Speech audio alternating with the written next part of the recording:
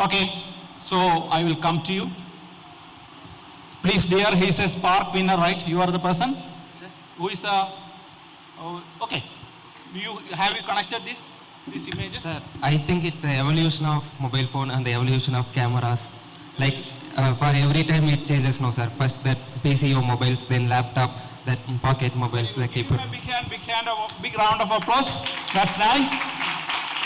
Anything else to add? Anything else? Anything else? Your name? Your name? Naveen, sir. Naveen, nice try, Naveen. Anyone else? Size is reducing. Okay. That because I have placed it in different size. Okay. See. Yeah. Okay. That's also another good guess. Your name? Agalya. Oh, that's nice. Again, newer and newer ideas are coming which I have never thought of, but still it is good. Any other idea? Yeah. Making the work more easier, sir. Making the work more easier. That is very nice. Another round of applause.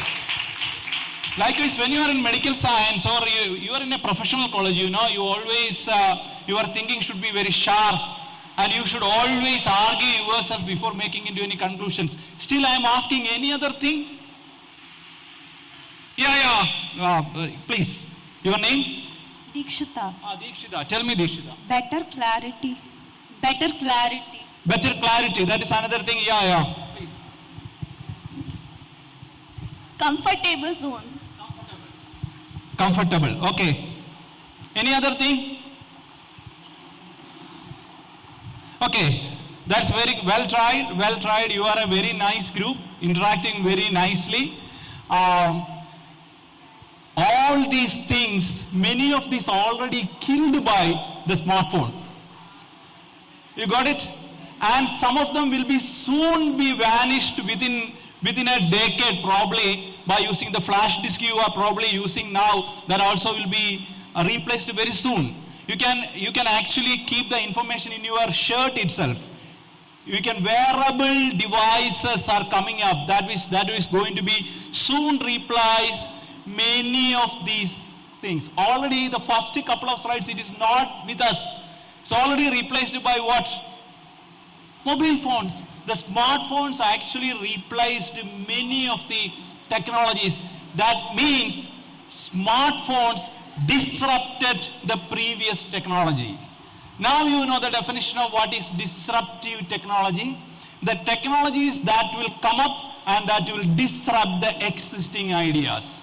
Okay, so there should be innovation. So innovations are nowadays termed as disruptive innovations, which can really kill the existing market and come up with new ideas and all. So that is all about disruptive technologies. So this is the mass murderer.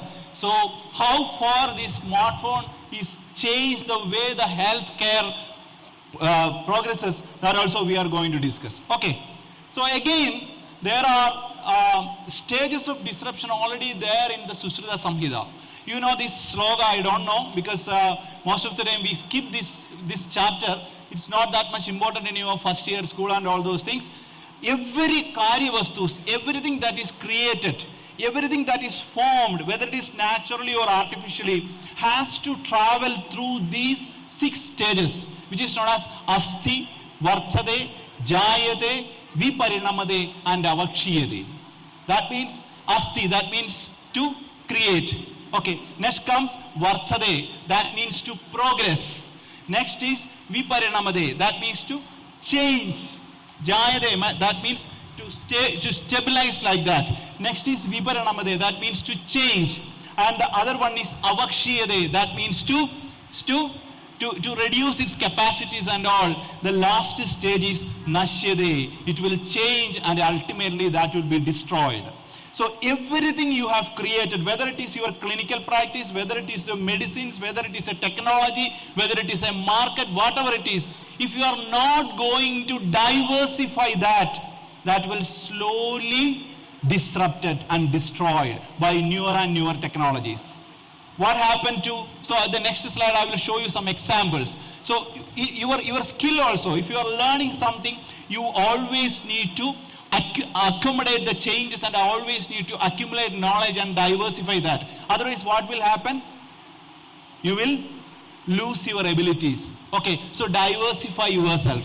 So anything created, anything generated, you should diversify. You can see that a new hotel is appearing and they are introducing a dish. They will capture that dish for quite a long time. After some time, you realize that the hotel is now closed. Why? They have not diversified their products. So this is disruption and this is disruptive technologies. Okay. Next, you know these companies, what happened to these companies? You can see that Nokia, what happened?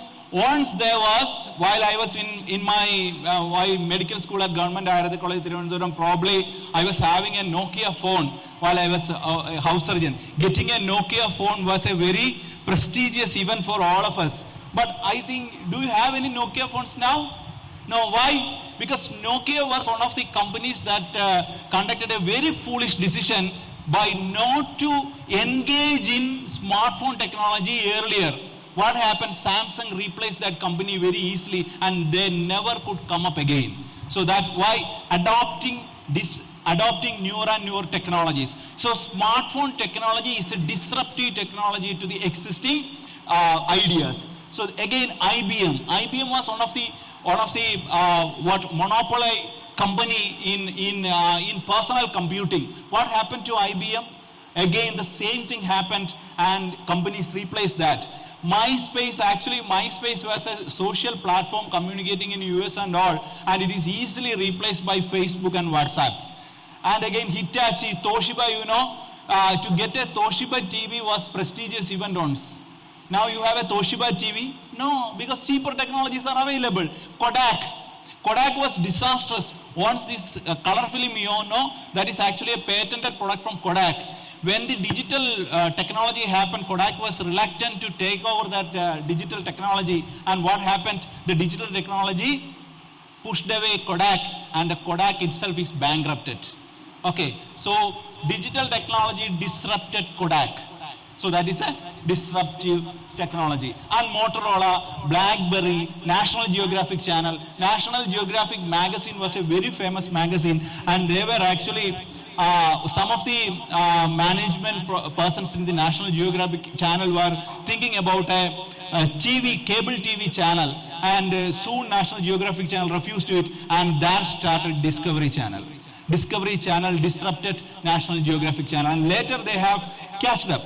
Okay, so again, Walkman, where is Walkman? Sony Walkman. Where is iPod and iPod? Everything disrupted by the smartphone and mobile phone technology. Compaq, once my first laptop was Compaq. Where is Compaq now? It is merged in HP. Okay. And again, you think about these companies. You know these companies? One is NVIDIA. What is that company? That company is making artificial intelligence chip for all the systems. So it is one of the top innovating company in the world. What is the first one? Okay, next comes Microsoft. Microsoft faced several challenges, but they have adopted artificial intelligence technology, and the Bing, you know, the Bing artificial agent, which is integrated to the Microsoft Office 365 platform. They are giving AI for the common man. You know, the entire presentation, I have actually take only 15 minutes to arrange the presentation into beautiful slides. Who done it for me? Microsoft PowerPoint itself is an integrative AI integrated to that. Only you need to purchase it for around 5,000 rupees per annum. Okay, so that is the thing. Microsoft. Why BMW cars are very, very much there, and the cutting edge technology, they are always open to cutting edge technology, BMW. And again, the Mercedes-Benz, again, they are always open to cutting edge technology. They always diversify their thinking. They always diversify their technologies. So in order to be there in the market, you should adopt what? Newer and newer technologies. You should be open to disruptive technologies. Okay, then OpenAI, sir was actually nicely presenting how these chat GPT things can be integrated to clinical practice. Why? It was made available by OpenAI. So OpenAI changed the world thinking about artificial intelligence. Okay, so that is OpenAI. And you know 3M, you know this small company 3M. Anybody knows 3M? Anybody use 3M product? This was one of the most innovative companies in the world, and still it is. You know, the chrome plating of car, there is a silver-like material is known as chrome plating. This company is having the sole monopoly of that. Whenever a car is using a chrome plating, a portion of that goes to 3M. You know the double-sided stickers, it is made by 3M. You know the scrubber you used in kitchen, that is made by 3M. You know the Littmann stethoscope, that is made by 3M. See, if a bridge is broken down, you can actually use the adhesive that is prepared by 3M to attach that bridge. They have monopoly in industrial level adhesives. This is an innovating company, that is 3M. So innovations are important to propel in any field. Do you feel that Ayurveda field is having that much of innovations? See, if we are not adapting to innovations that are happening around us, we will be disrupted by some other technology. You got it? So after you are coming out of the college, you will be replaced by some chat GPT thing. There is no need for an Ayurvedic physician. You know that? So be very careful and adapt and adopt what disruptive technologies around you. So that's my opening remark. Do you have any doubt regarding that? Do you have any queries? Any queries? No. Am I sure? Are you sure? Shall I move forward? So what is a disruptive innovation?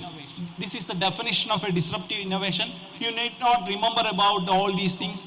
It is a very new term. It's around 1995. You already born in 1995, right? Okay, that's good.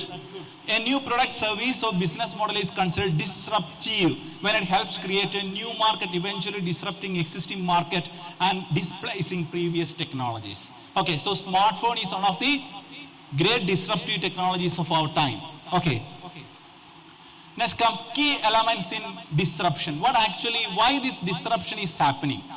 The first step in disruption is decentralization. Decentralization means some technologies may be there with some of the top companies or some of the top institutions and all those things.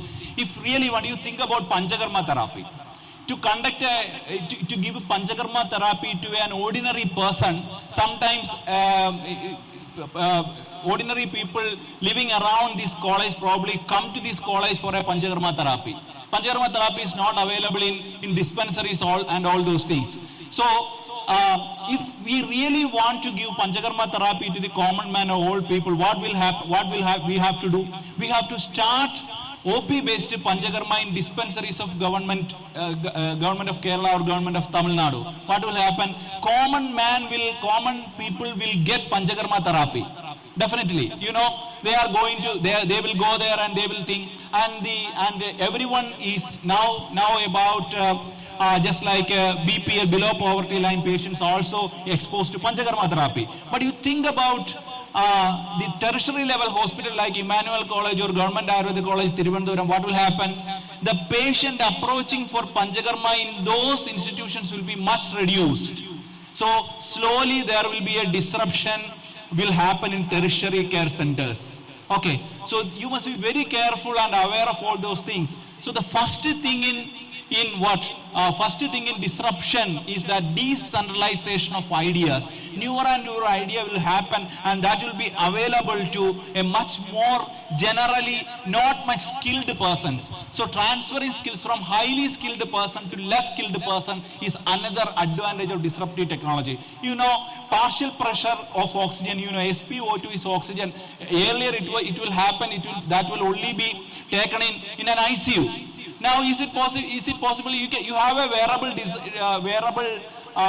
watch that easily shows you what the SpO2 levels and probably in some of the Apple watches can give you your ECG. So what is that? So from a specialty environment to common man, and from a specialty environment is decentralized and to much less skilled persons. So, it is not that much worrying about to tell you about an ECG, because an Apple Watch can easily tell you what are the rhythmic anomalies that is happening in your heart. Earlier it was only with a cardiologist. So coming up that Apple Watch actually disrupted tertiary care center who actually sell, a company that actually sell ECG machines. BPL will be affected. BPL is the company that is producing ECG machines. So this is how simple and effective technologies can easily replace disruptive technologies. And what should I say, as my students, you are here, you should always think about newer and newer ideas that can really change the way the world think. Amazon is coming up, it's a very giant that can easily be disrupted by Facebook marketing. I could see that many youngsters are coming on with the sari marketing and churidar marketing. They are generating their product and they are easily selling it with what? Through Facebook and WhatsApp. And how much people are earning from simple YouTube and Facebook reels. One of the famous team known as Kariku. Karik is a YouTube team. You probably, someone from Kerala might be aware of that team. They are actually earning around 28 to 30 lakhs per month from YouTube. It's simply a disruptive idea that can probably, that can considerably impact the cinema market. Why? Because everybody, you have to spend at least 2.5 hours in a cinema theater, but you will get that entertainment through a 10 minutes small videos like that. So you should think about coming up with beautiful ideas that can really replace the entire thing. And you also must be very careful that you should diversify yourself, otherwise someone will disrupt your idea. So we will discuss what we can do over it. And the advantage of disruptive technologies are just like always positive. Even though the term is very negative, disruptive technologies are always positive for the society. Why? Because that will give you something very cheaper. ECG, to go and take an ECG in a ECG lab, probably you have to spend around 1,000 rupees. But if you have your friend is having an Apple Watch or something, for a moment you just take it with you and you will get an ECG free of cost. Just like that, providing space for new entrants who can do better. That is disruption. Enhanced accessibility of solution to broad range of people, cost reduction, effective technological integration is the hallmark of disruptive technologies. Now we will think about what are the new disruptive technologies that are guiding the healthcare. Every medical student should know about these disruptive technologies. Every medical student should know about where they are placed in the domain of healthcare. So we will move to certain important aspects of disruption in healthcare. I will show you,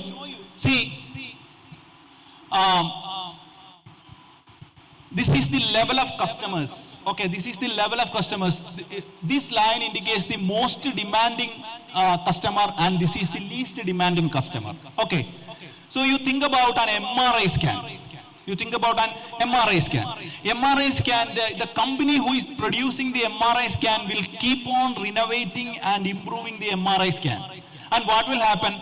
These MRI scan can be utilized by a very small number of persons, because per MRI, probably when a refined MRI machine, taking an MRI in a refined MRI machine can cost around 15,000 rupees to 20,000 rupees. That can only be given by a tertiary care center. So advanced KSR will be there in a tertiary care center. You can see most of the people do not want that much of care. Why people are coming to our hospitals? Basically, what are the diseases coming in? What are the diseases occurring in society? It is basically not the non-communicable diseases like lifestyle disorders and all those things. It is just like a pani, chuma, etc. Majority are worried about non-communicable diseases. And if we are organizing our entire practice or something to us with lifestyle disorders, I am deciding that I will only manage cardiac conditions, and a hospital I have set up with only managing what? Cardiac conditions. What will happen? The problem is that I am not addressing the entire population. So this is the requirement, and what we are doing, we have to focus this area. And I would probably suggest our students to be learn much about communicable diseases, how to manage infectious diseases, how to manage adisaram, how to manage juram. Because you know, in Tamil Nadu and Kerala, we have much of the communicable diseases that are happening in the adult age group rather than non-communicable diseases. And you know, the disability adjusted life year still in India falls with communicable diseases than non-communicable diseases. So we have to focus much on what? Communicable diseases. Otherwise, something may emerge that will replace us. See, slowly, what happened in Kerala, I was in charge of the COVID management in Kerala. I was the state coordinator for COVID management in Kerala, and you know the Kerala is one of the state which have adopted Ayurveda, and we have an international publication over that. And the entire country applauded the way we have managed it. And what we have done in Kerala was, we have introduced a family physician-like of thing. Because instead of patients coming to us, the physicians and the Ayurveda colleges are there, Ayurvedic primary care, government institutions are there, private hospitals are there. We integrated with Panchayat. So every Panchayat there is a team, we call it as Ayurraksha clinic. And the participants of this Ayurraksha clinic will reach the patient instead of the patient reaching Ayurraksha clinic. Suddenly there started a panic. Why? We started replacing the family health concepts of what? The modern medicine, the modern public health thing. There started a sudden an alarm. Why? Because we have much more thing to do in preventive care. You know, we can offer yoga therapy, we can offer much better lifestyle therapy, and we are always talking the language of the common man. We never use very technical jargons of medical science. Most of the time we even don't know that. That is, sometimes it is very better. Okay, we don't know the complex epidemiological terms and all those things. So we better communicate with the patient. So suddenly in Kerala there was a feeling that these systems may disrupt the existing public health approach. Soon they have started the same thing. You know, in Kerala in public health only 5,000 doctors, 5,000 skilled workers are there with Ayurveda, but in the other general public health it is around 50,000 manpower is available. They can easily do whatever they want. So likewise, if we are not focusing on our thing, see, specialist and super specialist physicians always above the need. This gray area follows the above the need. They are always above the need. What necessary is here, and you can see in this is from a Harvard Medical Business article. This area is actually managed by nurse practitioners in UK and all, because nurses can actually diagnose and detect diseases and they can suggest medicines for them.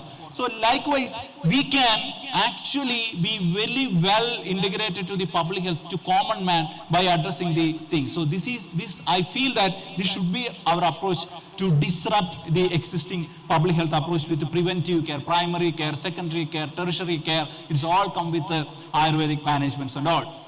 Let us move. So we can also focus on create and embrace a system where clinician skill level is matched to the difficulty of the medical problem.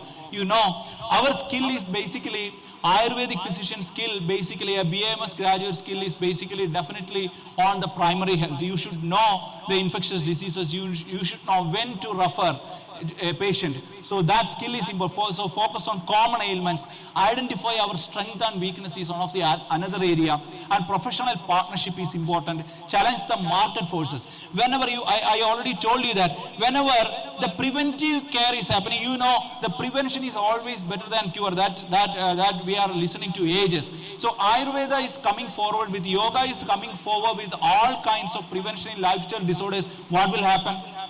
What will happen to the sophisticated tertiary level hospital? They won't get patients, you know.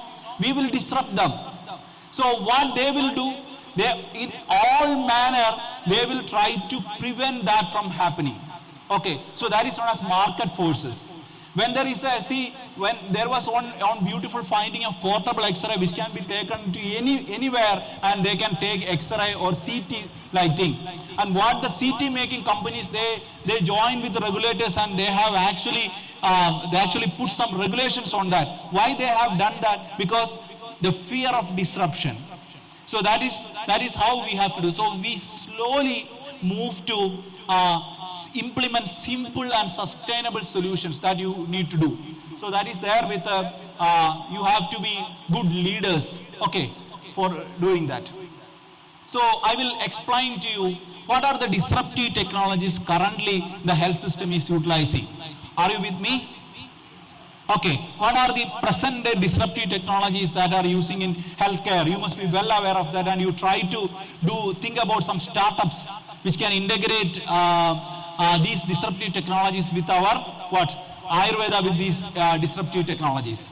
First one is telemedicine. Telemedicine is a disruptive technology. What actually telemedicine did? What actually they have done? The telemedicine. Telemedicine actually gained its peak when in COVID time. Okay, we also had in Kerala, there is a Niramaya portal in which any patient, when a person detected positive or suspicious COVID, they will give us a call. They can change the way in which the healthcare system is working, you know. We can actually deliver medical care to even to the remotest area. Only we need is that an internet facility. So that is telemedicine care. And you know, and next thing is the M-Health. The next thing is M-Health. These are the technology. M-Health means everything is integrated to mobile phone, and you know, you can have a video chat with the doctor. You can the entire thing is delivered to the doctor via mobile health, and doctor can communicate with you the M-Health things. And many of the major hospitals outside India is utilizing more M-Health for booking appointments from and to deliver prescriptions and all those things. And you know, when your M-Health is, this mobile is connected with you, you know, the mobile can connect your heartbeat, mobile can connect your blood status, blood glucose levels and all those things. What it can easily communicate everything, it can easily communicate with your doctor too. See, whenever you are about to get a heart attack, you may not be aware that you are going to get a heart attack, but probably your doctor is already alerted that you are going to get a heart attack, and the ambulance is already there on your doorstep waiting for you to be carried away. So that kind of approach is there with the NHS and all. Okay, so this is about M-Health, another disruptive technology. And you know, majority of you are wearing a wearable device, you know.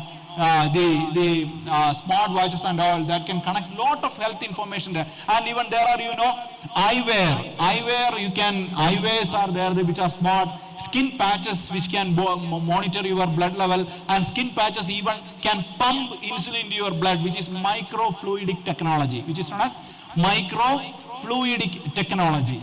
And the next, smart garments which can detect your blood flow and all. And again, your biomechanical shoes, the way how you are playing, and you know, when Lionel Messi is playing, these things can be installed in her shoe. How much he has ran in the field, you know, Lionel Messi, this much time he walked in the field.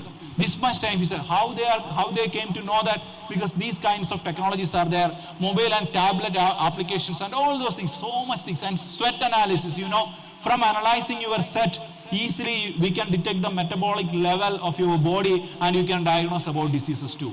So this is wearable devices. And virtual reality, you know, virtual reality is coming up as a diagnostic method and for a learning medical science, you know.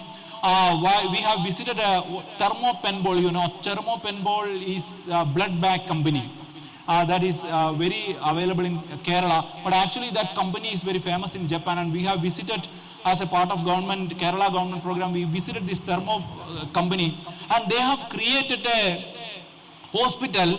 Actually that hospital only have mannequins that mimic human beings. That mannequins will cry, that mannequins will cry in pain, that mannequins will love, and that mannequins will get heart attack.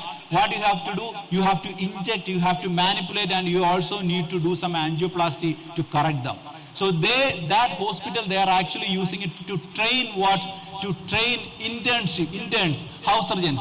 So after doing all these training, then only they will be allowed to interact with the human patients. So it's already there. So virtual reality, I will also show you one example. You can see that this Anatomage is a dissection table.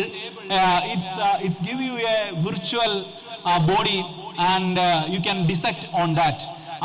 Some of the colleges already installed that. We are also looking to purchase one, and All India Institute of Ayurveda Goa already installed this. I went to there, one of my students is there. So this is virtual reality, and you can also interactive learning of diseases, interactive learning of muscles. You can manipulate, you can suggest things by using this virtual reality thing. So this is the change. This is also changing the way in which the medical science is progressing. Next thing is electronic health records. Electronic health records means we have one digital mission. Government of India is having Ayushman Bharat digital mission, in which every doctor should register in that Ayushman Bharat digital mission, and you should register as a doctor, and the entire population of India will be registered in, and you will get an Aadhaar number too. What will happen? See, some patient come to us for a treatment. After, if this patient is going to for another care in another doctor, this doctor can access to the entire medical record of the patient. So that kind of transparency and that kind of data we can hand over, that kind of data we can store. So these are electronic health records are changing the way in which data is handled in the manner. So this much of data is available, we can easily detect the changing patterns of disease. We can easily detect how medicine is working. So all these things we can do in a click. So that is about electronic and interoperable healthcare information technology. There is HMIS, Health Management Information System, that is also works together with these kinds of, what should I say, things. Cloud and data analytics. Everything is happening in the cloud. Everything is stored in the cloud, and you can take that whenever needed. So I already told you this presentation is available in a cloud. I never keep presentations or key files in my system because my system can fail anytime, but the cloud won't fail. So what I upload it from my system in my college, and I can download it from here in a system in Emmanuel College. Or even I can take the same presentation in my mobile phone. I can take the same presentation in my tablet. I can even take the same presentation in my wearable device too. So that is how the technology is changing. So that data can be analyzed in the cloud itself. So next is bioprinting. See, this is a path-breaking technology that is going to happen in the next 10 years. This will change the way in which humans live. Why? What is 3D printing? You know that some of the flower vase you are using in your home is actually 3D printed. Have you ever seen a 3D printing machine? You go to YouTube and actually you see that. You can see that something is created in front of you. It is 3D printed, and when it is dry, it is ready to use. You think that a heart is printing like that. It is all about what? 3D printing of organs. The cell will be printed into a specialized well, and you can create and you can develop organs based on that. So 3D printing technology of organs is already there. You can see that is an original machine, image of an original machine, and cells will be cultured in that. And how far it has been advanced. You can see that skin, 2014 skin has successfully transplanted onto patients with severe burns. So you can artificially create a skin from the skin cells of the patient itself. Why? You isolate a healthy skin from the patient, and you 3D print a skin and you attach that to the patient itself. What is the advantage of that? If you are going to utilize a skin from some other person, there is a possibility of tissue rejection. That sometimes it may also have serious consequences as well. So likewise, you can easily print out organs, and you can utilize. Bladder is already done, trachea is done, heart tissue is done, kidney tissue is there, liver tissue, pancreatic islands, cornea, cornea, ear cartilage, everything done. And functional heart bioprinted, already the functional heart has been bioprinted, lung tissue bioprinted, intestinal tissue, stomach tissue, liver lobes all bioprinted, but not transferred yet. The liver failure that is occurring in alarming rate in India.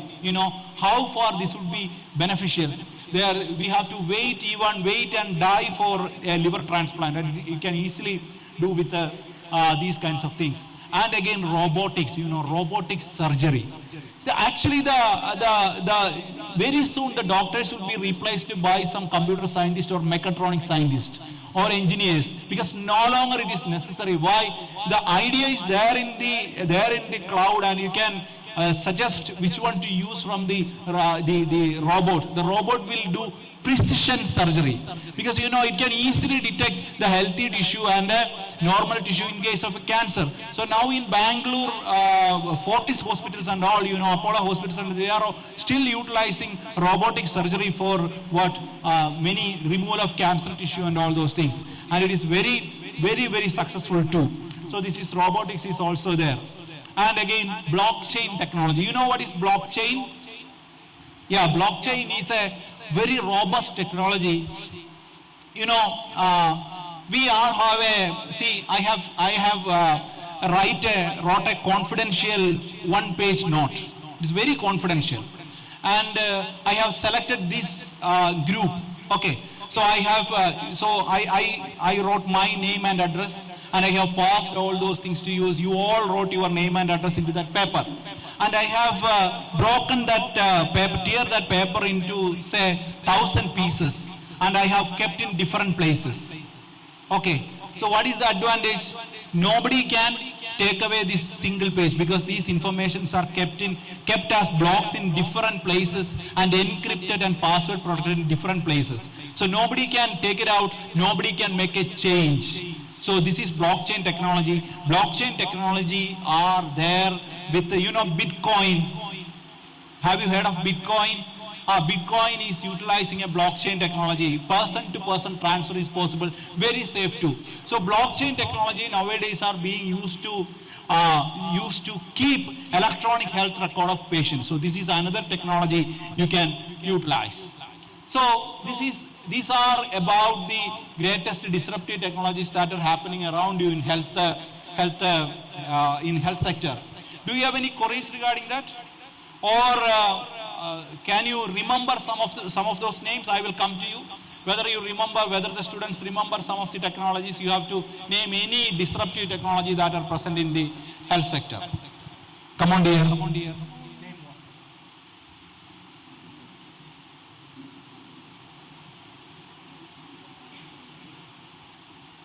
Just explaining that, robotics, blockchain. Anyone who can talk about a disruptive technology in healthcare? Name. My name is Kavimani, sir. I'm just having a doubt, sir. Like you just talked about these disruptive technologies. Were you saying this in a positive way or in a negative way, sir? It's all changed in a positive way. Because earlier, please be seated. Earlier, whenever we are doing COVID activities in Kerala, we are collecting data in a panchayat. Earlier we have to collect the data in a paper, and that paper has to move from that panchayat to the district level, from there the district level to the state level, and from state level to the nation level, and further lot of people will come together, statisticians will come together, analyze that. But this day, at the end of every day, you will get a consolidated data of COVID-19, how many get COVID, how many cured COVID, how many died because of COVID, nation level and the global level by 5 p.m. every day. Because these technologies made it possible. Okay, so if you are adapted to this or adopted to these technologies, you will remain in the healthcare system. Otherwise, you will be slowly move back, they will push you away, and the entire system will move forward. Okay, so this is very, so we will think about some disruptive technologies in Ayurveda, and the next 10 minutes, 10 to 15 minutes, I will conclude there. And after that, we can have an interactive session too. Okay. Digital health technologies. You can utilize all these digital technologies in Ayurveda too. So you should think about some startup. All students should think about some integrating some startup. If Prasanna sir has done with the ChatGPT, you can also do it with some other technologies. Artificial intelligence for personalized Ayurveda recommendation using Prakriti Genomics. Prakriti Genomics, you know, Prakriti of a person is very individualized, you know, and all those things. You all have your mobile phone, right? You all have your WhatsApp installed in that, you know. WhatsApp is having an AI integrated to that, a meta. You ask that WhatsApp to draw a picture of a Vada Prakriti person. You try. Take your mobile phone, come on. And you ask that meta to draw a picture of a Vada Prakriti person. You simply tell, draw a picture. Okay. You try, if anybody has meta in it, you try to activate that, and you try, ask meta to draw a picture of a Vada Prakriti person or a Pitta Prakriti person, or if you feel that you are a Kapha Prakriti person, you ask meta to draw a picture of a Kapha Prakriti person in it. You got it? Okay. Yeah, good, you got it. It's a Vada Prakriti person. Is it as per your idea? Is it as per your idea of a Vada Prakriti person or a Kapha Prakriti person? It's very nice, very beautiful too, right? Everything is coming up as very beautiful, right? Am I right? Actually, all Prakriti persons are beautiful, no problem with that. But the thing is that you may miss some very subtle features of Prakriti there. Why? That is one of the things you all need to be there in your mind while you are using these technologies. Meta is actually, these artificial intelligence are actually using the data already available there in the internet. And you know, the internet is not having that much of data regarding Prakriti to clearly depict Prakriti. You know that? That's why. So it always depending upon the input, the output will always depending upon the input. So you have to provide with a lot of information, and probably you will get an idea regarding that. And you can simply ask some questions. Simply ask some questions too. Nowadays, and always verify the fact.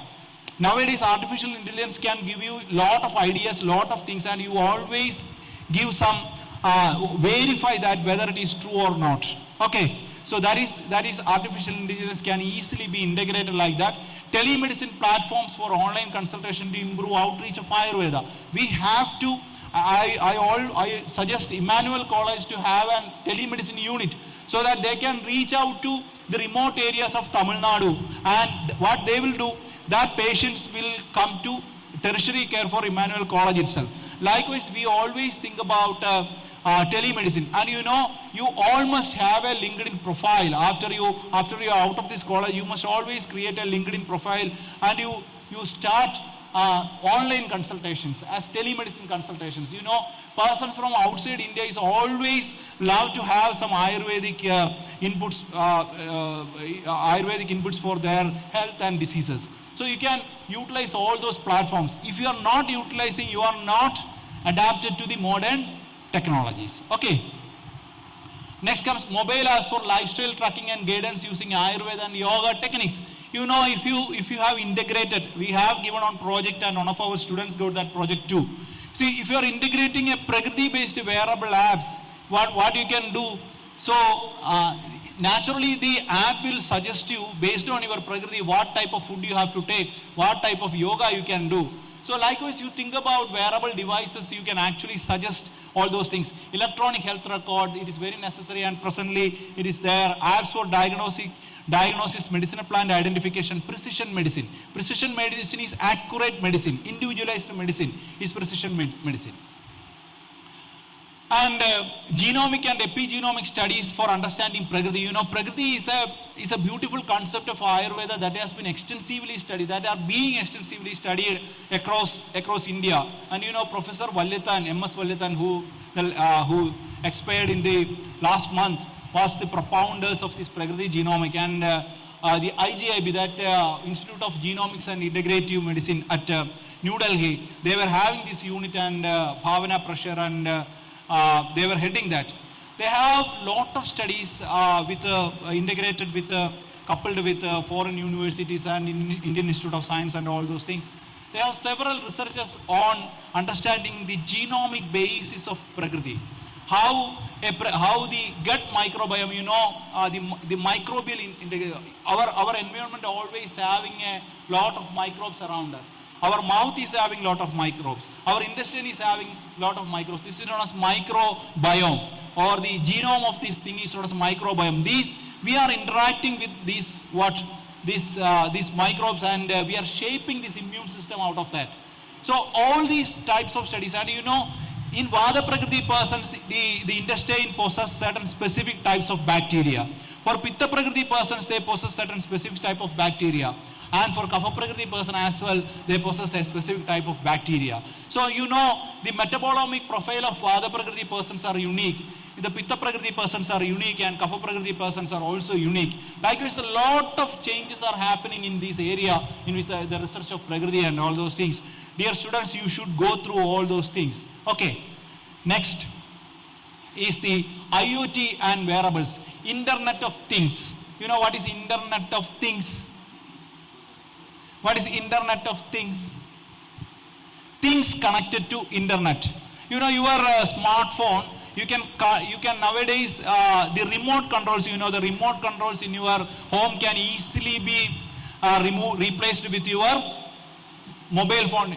If you are using an advanced version of Android, you can see that there is an app called remote control. Okay, and you know, there is an app also known as Home.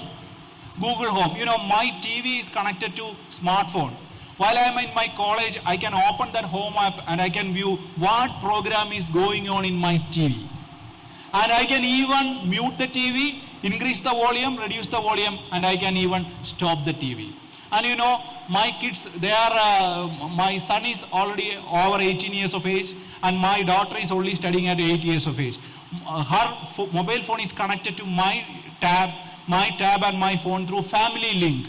I monitor every app she looks. I never interfere with her app because she is not that much aware of that. I am monitoring all those apps, and I can unlock and lock my phone from here. And I can unlock my house. I can, not now, in future, now also the technology is available. You install a smart app. You can unlock your house from here. You can switch on your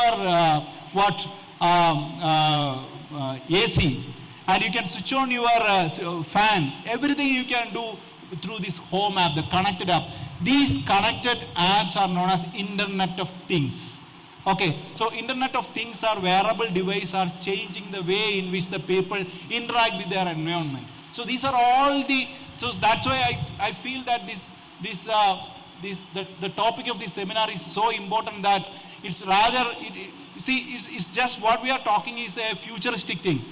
I also have done, we have designed a department in International Research Institute of Ayurveda that is coming up there. The department is about Department of Disruptive Technologies in Ayurveda. That is the name of the department itself. So even we are planning something, but not having realized. But to share these kind of ideas to the youngsters, I feel this definitely this conference has attained its goals. So just like that, IoT enabled smart homes, environmental portable, and you know, nowadays the technologies, and actually the Mercedes and BMW already had that, and it came to some of the things. You can also, you know, share the key of your car to a friend. You create a digital key and share that key to the friend through a mobile app. When your friend opening the NFC, the near field communication, when he goes near to the car will automatically unlock, and the car will welcome the person, and he can drive the car with the mobile in the pad. You know, likewise, the things are interacting to the human beings using by this internet technology. Portable devices, we can, all those things. Data analytics and machine learning, it's a bit tough subject. I'm not going to talk about data analytics and all those things. It's very tough. I am also facing it very tough to teach statistics and research methodology in PGs too, because it's a very tough subject always. Okay, virtual and augmented reality, you know, it's a wonderful thing. When you go to, earlier it was a very huge setup needed for 6D, 3D, 8D like things. Now if you can go to Lulu Mall, Trivandrum, or any of the malls, they will give you an eyepiece. Simply, you will be right into a world of virtual reality. You may interact. You can see that people are doing these kinds of things. Okay, why? Because they are interacting with some virtual world. So that kind of virtual reality things are also there. So virtual reality will change the way in which the medical education goes or Ayurvedic education goes in next 10 years. Next 5 years, the entire medical schools will be shifted to simulation labs and interactive technologies. And I think the next 10 to 15 years, after 5 more years, Ayurvedic colleges also probably will have to adapt to these kinds of situations. And the problem is that if the teacher is not going to adapt to that situations, we will be thrown out. That is a problem. Okay, so we also need to keep updating ourselves. And 3D printing and biotechnology. You can see 3D printed tablets is available, capsules are available, herbal capsules are available, and many of the giants are using 3D printed capsules nowadays. And biotechnology for standardized and enhancing herbal extract. Biotechnology is a wonderful tool. You can utilize, you can sustainable, see, a plant is having a particular, the flower of the plant is more bioactive than the other parts of the thing. You create a plant with more flowers, you can easily do that. Okay, when you go to South Korea, Koreans are very high in their technologies. But we would be surprised to know that one of their major income comes from agriculture. They have utilized these biotechnology things, and you can see greenhouse everywhere there. And the product they are producing is fascinating. Likewise, agriculture is always necessary for humans, you know. So adopting these kinds of technologies in medicinal plant cultivation and all is again another area. Bioprinted tissues for evaluating Ayurvedic medicines. You know, we have a project coming up in Rasayana with Kerala University Regenerative Medicine Center, and also with CSIR Thiruvananthapuram. What we are actually going to do is that we will 3D print the skin, and we are going to study the effect of rasayanas on 3D printed organs. That is our study. The project is already sanctioned by the government. It is a 60 lakh project. So likewise, we can now study things in what? Bioprinted organs. And in sooner or later, you can bioprint your kid.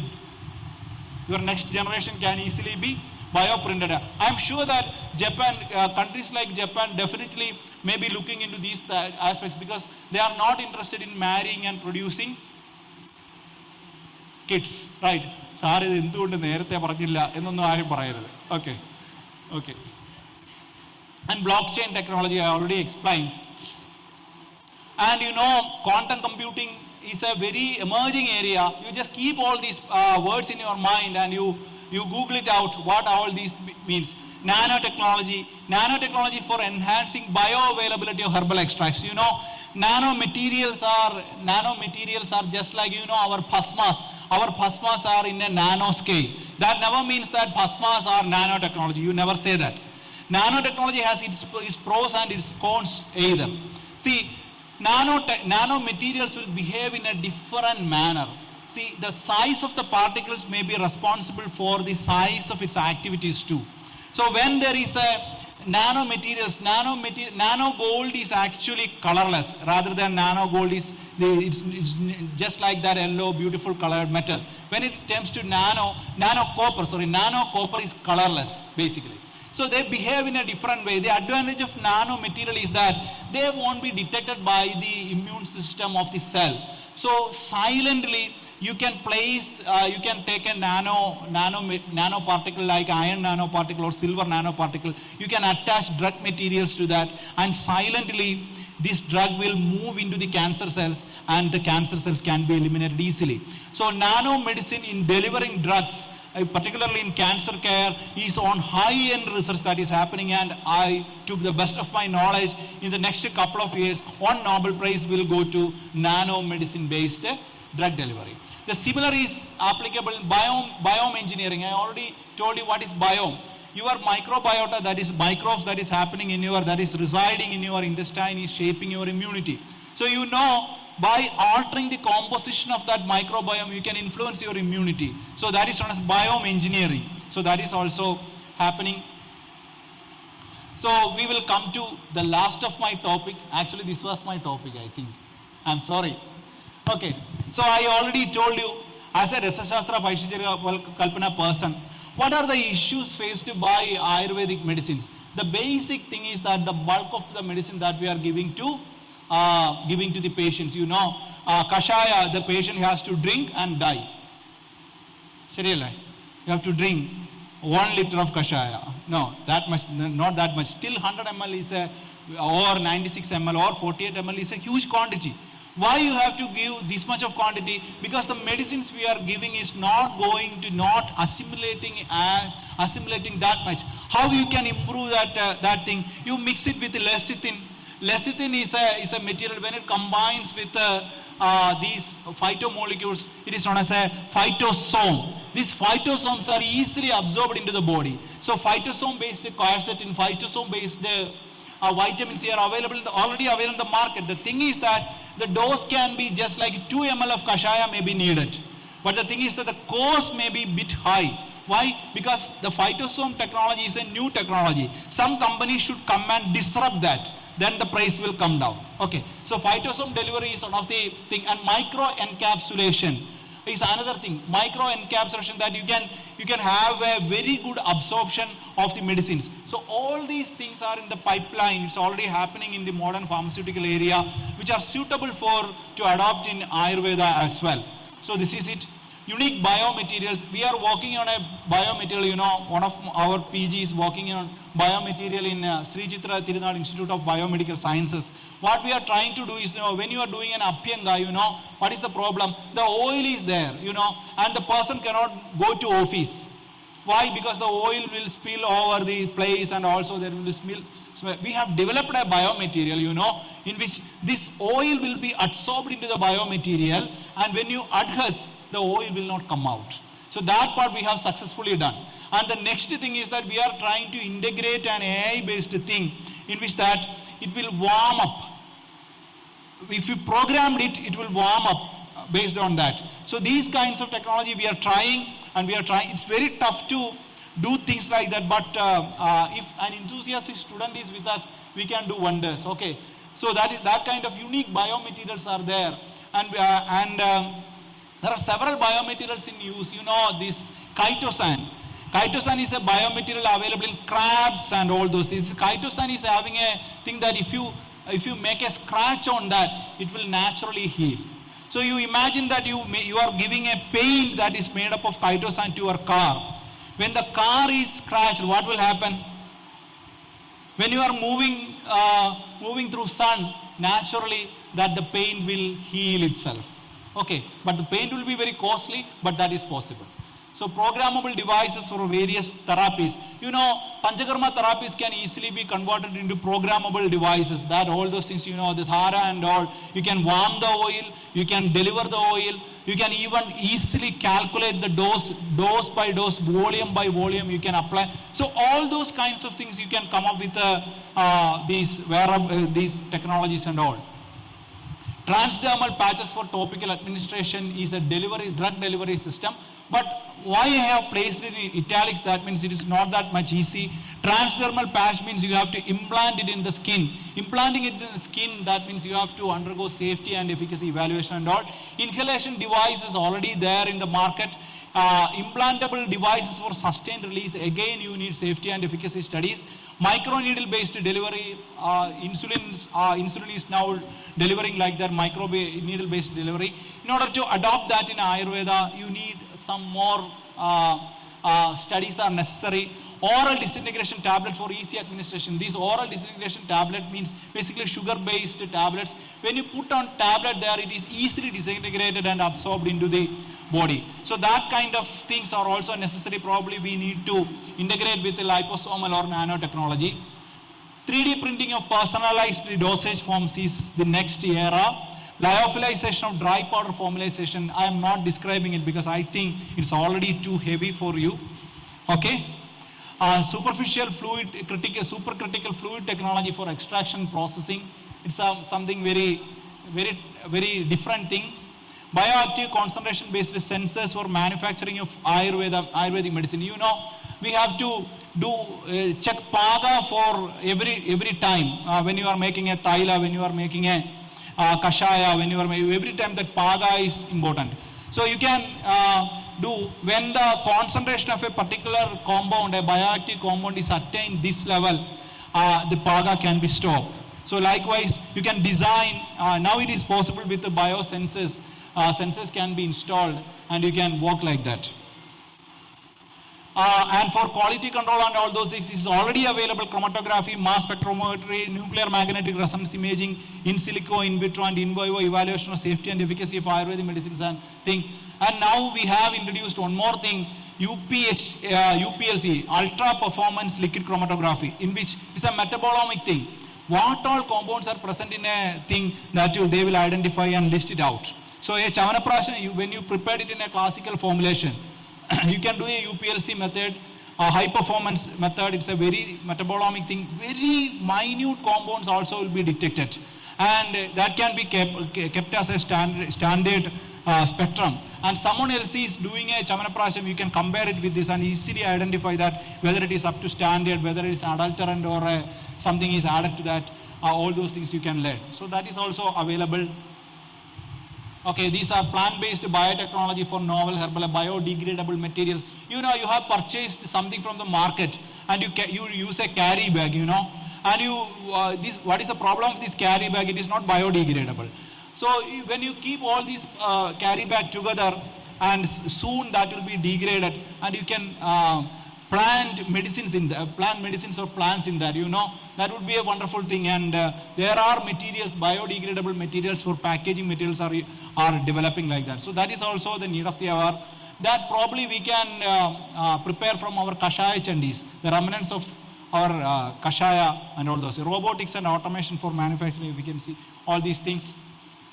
So adopting these disruptive technologies, these are the advantages.